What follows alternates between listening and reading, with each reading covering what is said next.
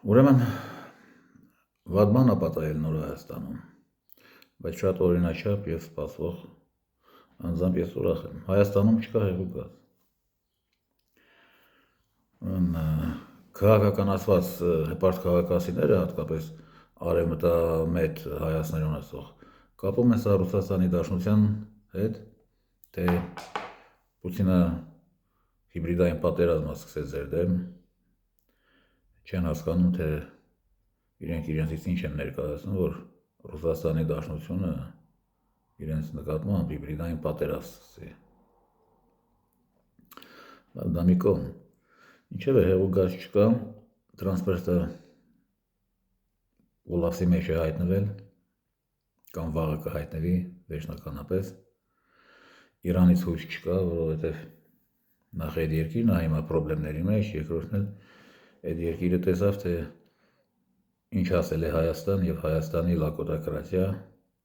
Փաշինյան Նիկոլի գլխավորությամբ, որը մարմնավաճառը և թմրամոլի Վաստակ Ջեյդի Վենսին ընդունում, նրանից ձեռք է բերում 11 միլիոնով 3 իբր շատ գերազոր անօդաչու թռչող սարք, հետախուզական նպատակներով, դե Իրանում է հասկանում են, որ ինչ պետք է հետախուզի այդ թռչող սարքը Հայաստանի տարածքում, ինչ, քանի գլխանի Ադրբեջան հետախուզի կամ ինչ-որ Թուրքիա։ Նշանակում է դրանք պետք է աշխատեն Իրանի դեմ, չէ՞, և աշխատել են։ Այս պատերազմի ժամանակ հուսամ լուրջ օգուտ տվել են ամերիկյան վերադասին և Իրանից հեղուկ գազ սպասելը նույնպես իրատեսական չէ։ Պարսիկները սկզբունքային ժողովուրդ են և ռուսներին բնորոշ բարություն չունեն, որ ասեն դե լավ դե ջանդամ դե հիմա մեր հայերն են մի քիչ չարություն են արել, լակոտություն են արել, սա կամ ներենք, ոչ։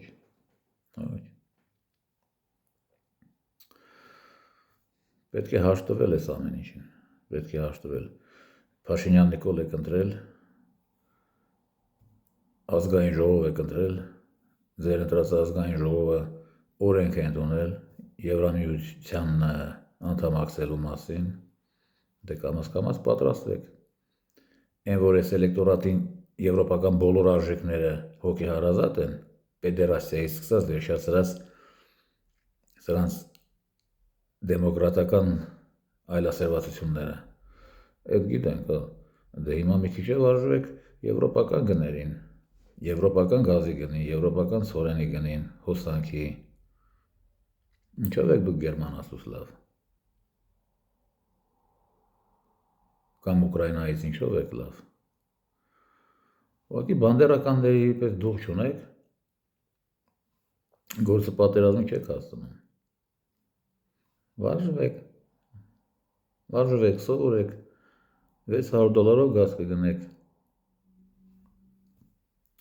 ամեն ինչ շատ լավ կլինի։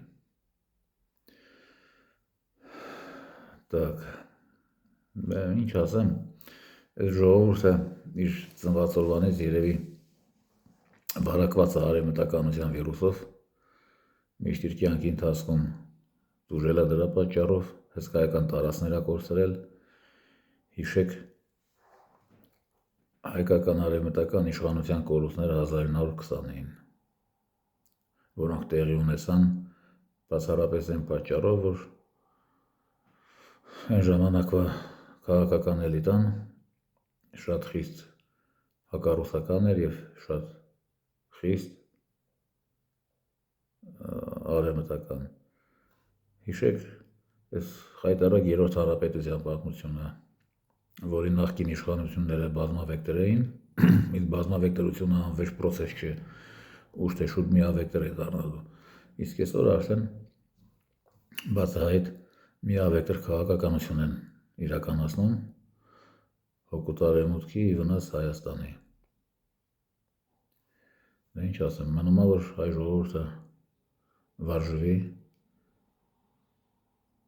և արդեն սկսի սիրել նաև եվրոպական գներ, եվրոպական կենցաղ, եվրոպական տնտեսական իրականություն, բացի եվրոպական արժեքներից։ Չգիտեմ, դա դժվար կլինի, այն որ այս Իվանեսյան Դանիել Մանիելները կամ այն մյուս թափտպուկները Գրանտակիր Դրանց շատ հարազատ են եվրաժիկները, հատկապես պեդերաստիան, պեդոֆիլիան, ինցեստը, դա գաղտնիք չէ մեզ համար։